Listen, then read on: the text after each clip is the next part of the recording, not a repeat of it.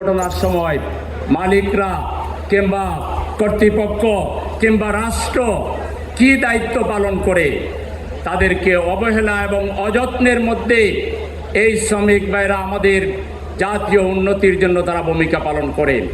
শ্রমিকদেরকে যেভাবে সম্মান দেখানো দরকার, তাদের মজুরি কাঠামো যেভাবে হওয়া দরকার, কিছুদিন এক বছর আগে বোধহয় আমাদের সম্মানিত আমিরে জামাতের গঠিত বিদেশের চায়নার একটা সফরে আমার যাওয়ার সুযোগ হয়েছিল। আমি দেখলাম রাস্তায় ঝাড়ু দিয়ে একজন শ্রমিক ভাই তিনি কার চালিয়ে একটি গাছের ছায়ে এসে কার পার্ক করলেন, তারপর রাস্তায় কাজ করতেছেন। আমি ওখানকার যারা আমাদের ডেলিগেশনে ছিলেন জিজ্ঞেস করলাম ব্যাপারটা কি, বললেন এখানে শ্রমিকদের মর্যাদা এরকমই, যারা রাস্তার ঝাড়ু দেয় তারাও কার চালিয়ে এসে কর্মক্ষেত্রে তাদের দায়িত্ব পালন শেষে আবার কার চালিয়ে চলে যায়। এই জন্যই চায়না এত উন্নত হতে পেরেছে। আজকে আমাদের বাংলাদেশকে যদি আমরা উন্নত করতে চাই, সবার আগে আমাদের শ্রমিক ভাইদেরকে যত্ন নিতে হবে, তাদের সুখ দুঃখ আমাদেরকে দেখতে হবে, তাদের সন্তানরা পড়ালেখার সুযোগ পায় কিনা, প্রয়োজনে শ্রমিক ভাইদের সন্তানদের পড়ালেখা ফ্রি করে দিতে হবে, তাদের সন্তানদের তাদের পরিবারের চিকিৎসা ফ্রি করে দিতে হবে। আজকে এখানে একজন মাননীয় মন্ত্রী আসার কথা, এসেছেন কিনা আমি জানি না, আমি দেখতে পারি নাই। তিনি যদি এসে থাকেন সরকারের পক্ষ থেকে, আমাদের জুলাই বিপ্লবোত্তর যে সরকার, এই সরকারকে দায়িত্বশীল হইতে হবে, মানবিক হইতে হবে।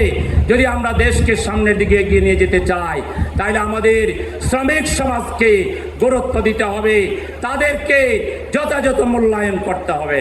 সংগ্রামী ভাইরা আমার, আরেকটি কথা আপনাদের কৃতজ্ঞতা আদায় করে আমার বক্তব্য শেষ করতে চাই।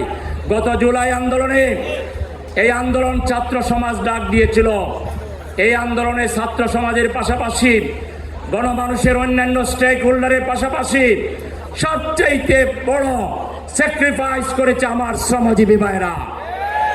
শাহাদাতের সংখ্যা যদি অনুসন্ধান করেন, তাহলে শ্রমজীবী ভাইরাই সবচাইতে বেশি শহীদ হয়েছে। আজকে এই জুলাই আন্দোলন ছিনতাইয়ের পায়তারা করা হচ্ছে।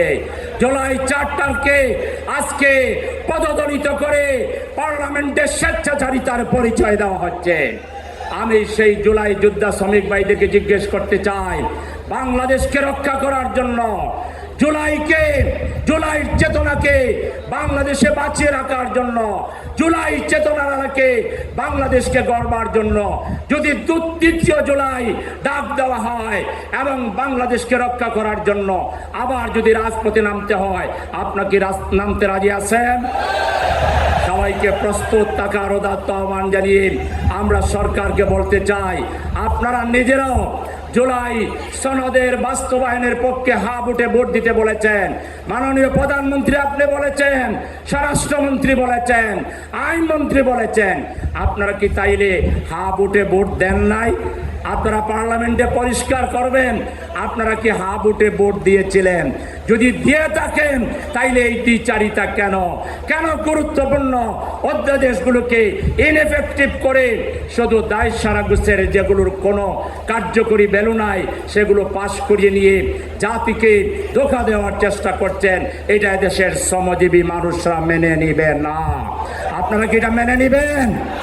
সুতরাং আবারও সবাইকে ঐক্যবদ্ধভাবে দেশ বাঁচাবার জন্য, জাতি বাঁচাবার জন্য, বিশেষ করে আপনারা দেশের জন্য রক্ত দিয়েছেন, আগামী দিনে এই বাংলাদেশে কোরআনের সমাজ প্রতিষ্ঠার জন্য যদি রক্ত দেওয়া লাগে, আপনারা কি প্রস্তুত আছেন?